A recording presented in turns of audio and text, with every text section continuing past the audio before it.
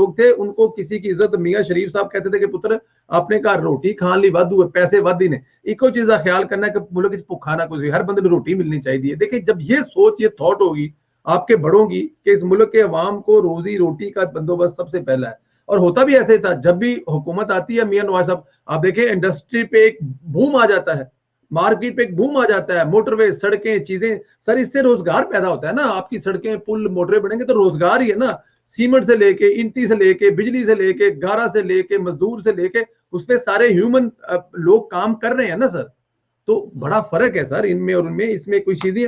मुझे आपको एक वीडियो दिखानी है, बड़ी अहम वीडियो है और उस वीडियो के बाद ये पाकिस्तान की जो आज तबाही है ना सारा कुछ इस वीडियो के अंदर मौजूद है। और कौन तबाह करने वाले इस मुल्क को, किस तरीके से तबाह करने वाले और कौन बचाने वाले थे जिन्होंने इस मुल्क को बचाने की खातिर अपनी जिंदगियां तक दांव पे लगाई हैं। ये जरा एक सीनियर जर्नलिस्ट हामिद मीर साहब है उनकी वीडियो सुनिए और उसके बाद स्टेटमेंट करिए। ये हमें समझने की जरूरत है कि ये मिड 70s में ये हिकमत अमली शुरू हुई थी और ये हिकमत अमली जुल्फकार अली भुट्टो साहब ने शुरू की थी। जब पेशावर में पीपल्स पार्टी के रहनुमा हयात शेरपाव साहब जो है उनको एक बम धमाके में कत्ल किया गया, तो उसके बाद से जुल्फकार अली भुट्टो साहब की जो हुकूमत है इसने गुलबदीन हिकमत यार, अहमद शाह मसूद और बुरहानुद्दीन रब्बानी इनको पाकिस्तान में पनाह दी, इनको ट्रेनिंग कैंप्स दिए, इनको असला दिया। इन्होंने अफगानिस्तान में सरदार दाऊद की हुकूमत के खिलाफ ऑपरेशन शुरू किए और उसके बाद फिर जब जनरल ज़ियाउल की हुकूमत आई वहां पर दाऊद की हुकूमत खत्म हो गई और रशिया आ गया, तो उसके बाद फिर पाकिस्तान और अमेरिका दोनों ने मिलकर ये काम किया। तो मैं समझता हूँ कि पाकिस्तान की जो रियासती पॉलिसी है वो एक इंप्रेशन ये है कि वो जनरल ज़ियाउल के दौर से हमसाया ममालिक में इंटरफेरेंस पर मबनी है, लेकिन ये जनरल ज़ियाउल के दौर में शुरू नहीं हुआ ये काम, ये जुल्फकार अली भुट्टो साहब के दौर से शुरू हुआ था। और अगर भुट्टो साहब के दौर में ये काम ना किया जाता और सरदार दाऊद से मुज़ाकरात के जरिए मसला हल करने की कोशिश की जाती तो ये हम इनहेरिट ना करते। ज़ियाउल हक ने कोई काम किया, उसके बाद आने वाली सब हुकूमतों ने वो काम किया। और जब नवाज शरीफ साहब ने अपने दौर में इस पॉलिसी को बदलने की कोशिश की तो उन्हें बड़ी मुज़ाहमत का सामना करना पड़ा। लेकिन अब जो इमरान खान साहब की हुकूमत है वो वही पॉलिसी चला रही है जो नवाज शरीफ साहब की पॉलिसी थी, लेकिन नवाज शरीफ साहब को उस पर डॉन लीक्स का सामना करना पड़ा, लेकिन इमरान खान साहब जो है उनको किसी स्कैंडल का सामना नहीं। जनाब क्या कहते हैं, देखिए हिस्ट्री है कि ये कब शुरू हुई, किस किसने इसको किया। सिर्फ एक नाम हामिद मीर साहब ने बताया जो इसको रोकना चाहता था और रोकने की वजह से डॉन लीक्स बना और आज वो दियारे गैर में बैठे हैं और उनके जो लीगल मैंडेट जो अवाम से वो लेके आए थे उसका सबूताज किया। और उसके बाद अगले इलेक्शन में सिर्फ उस पॉलिसी की वजह से कि इस मुल्क में ये रंगबाजी ये बदमाशी ये नहीं चलने देनी चाहिए, इस मुल्क में ये सब चीजें नहीं होनी चाहिए, अपने घर को साफ करना चाहिए। मेरे ख्याल में इससे बड़ा और सबूत क्या हो सकता है नवाज साहब की बेगुनाही का। तो देखें ये डॉन लीग्स नहीं, ये 3 दफा जो ये सूरत हाल खराब हुई है ना मियां मोहम्मद नवाज शरीफ की जो हुकूमत गई है वो इसी बिना पर गई है। इसलिए कि मियां मोहम्मद नवाज शरीफ हमेशा कहते थे खुद मुख्तारी होनी चाहिए। ये JF-17 थंडर जो है ये सेकंड टाइम जब मियां मोहम्मद नवाज शरीफ वजीर आजम बने थे, ये उस वक्त की बात है। जब पहली दफ़ा आए थे उस वक्त में मोटरवेज का आगाज हुआ था, जब पहली दफ़ा आए थे उस वक्त में चुंगियाँ ख़त्म की गई थी। ये जब पहली दफ़ा वज़ीर आज़म बने थे तो उसी टाइम में नारा लगा था जो नीचे पंजाब में भी लगा था कि दब के वाह रज के खा। इससे पहले तो कणक भी जोनसी थी ना वो पूरी नहीं होती थी पाकिस्तान की। बिल्कुल ठीक है। पहली दफ़ा जोनसन जब वो आए थे तो हमें याद है कि एक दफ़ा वज़ीर आला जब सेकंड टाइम बने थे 88 में और उसके बाद 90 के अंदर भल सफाई का काम हुआ था कि नहरी निज़ाम को बेहतर करो। नहरी निज़ाम को बेहतर कर लेने से ट्रैक्टर लगा के, ट्राली लगा के, शोवल्स लगा के, कैटरपिलर लगा के जो काम किया था, अगली दफ़ा ही तकरीबन 25 से 30% क्रॉप बढ़ा ली थी। मुंह से कह देना आसान है, इतना बड़ा काम कर लिया था। लेकिन दूसरी जानिब वो ये कहते थे कि दूसरों के मामलात में मुदाखलत कर देना छोड़ दो, वो अपने मामलात को खुद चला लेंगे चंद टकों के लिए, जिसकी तरफ डार साहब ने अभी इशारा किया ना कमीशनों का, ये बहुत गहरा इशारा था।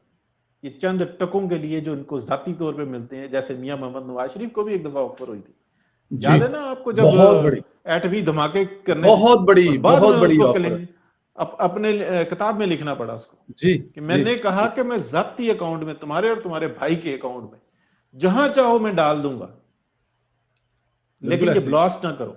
लेकिन पाकिस्तान की इज्जत के लिए, सालमियत के लिए, खुद मुख्तारी के लिए मियां मोहम्मद नवाज शरीफ ने वो फैसला किया और हालात को संभाल लिया। लेकिन हमें साथ में ये भी याद रखना होगा कि फौरन जो उनसे ना कारगिल किया।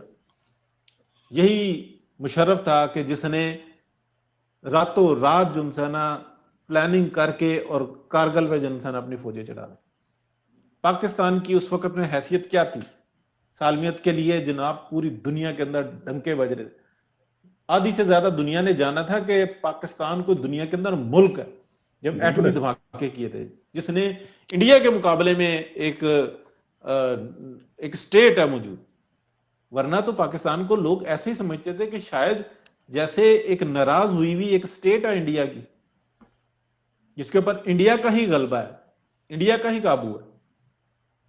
ये दुनिया की राय थी। लेकिन जब धमाके हुए तो कहते हैं अच्छा ये खुद मुख्तार मुल्क है। गवर्नमेंट की सतह में नहीं, मैं अवाम की सतह पे बात कर, अपनी शनाख्त करवाई। फिर हमें यह भी याद है कि ये वही दौर था ना उससे पहले वाला, कि जब अमेरिका में और पूरे यूरोप में और दुबई के अंदर जितने जो रेस्टोरेंट्स थे, जितने बड़े बड़े क्लब्स थे, उसमें डांस हुए थे कि पाकिस्तान की जो करेंसी है वो इंडिया की करेंसी को पीछे छोड़ गई थी। ये एजाज भी उसी मियां नवाज शरीफ के दौर में ही था। जी। इसलिए कि वो कहते थे यार हमें ये आंडियों गवांडियों के मसलों में नहीं पड़ना, हमारा प्रॉब्लम ही नहीं है वो ये। जिसका मसला है ना वो खुद आके संभाल लेना, चौधरी बना हुआ है।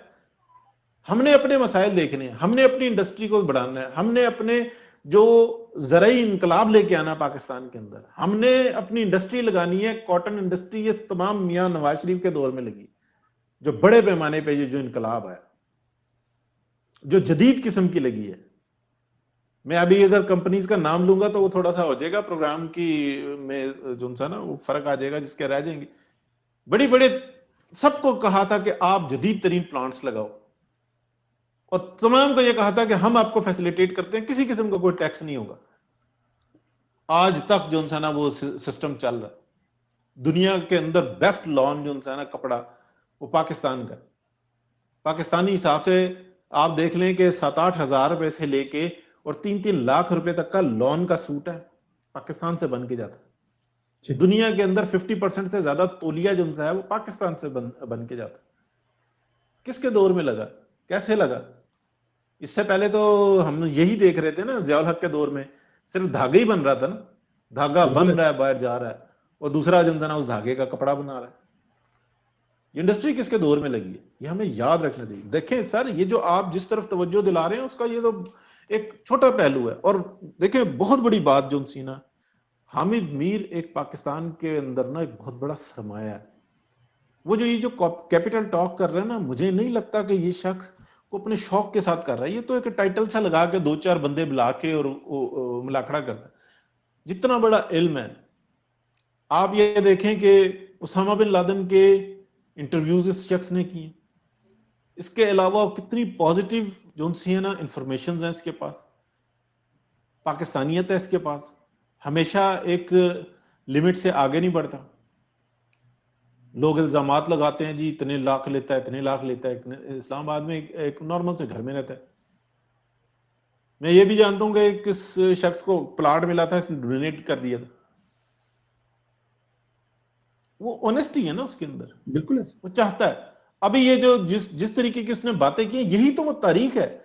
यही तो जब हम बार बार उस डॉक्ट्राइन को पढ़ते हैं कि इसमें क्या क्या काम है, तारीख को मस्क कर देना एक डॉक्ट्राइन का हिस्सा।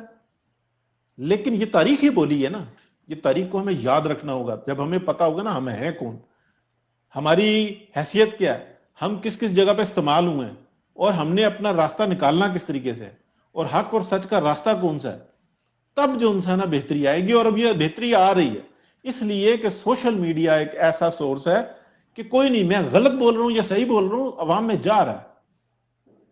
ये अवाम की जिम्मेदारी है कि वो ये जाने कि यार इसने 80% झूठ बोला है, 20% सच है, इसने 50-50 बोला है, इसने 20% दुरुस्त बात किया है, 20% गलत बात किया है, बाकी की जो सी ना 60% वो अभी समझ नहीं आ रही। ये पब्लिक का काम है।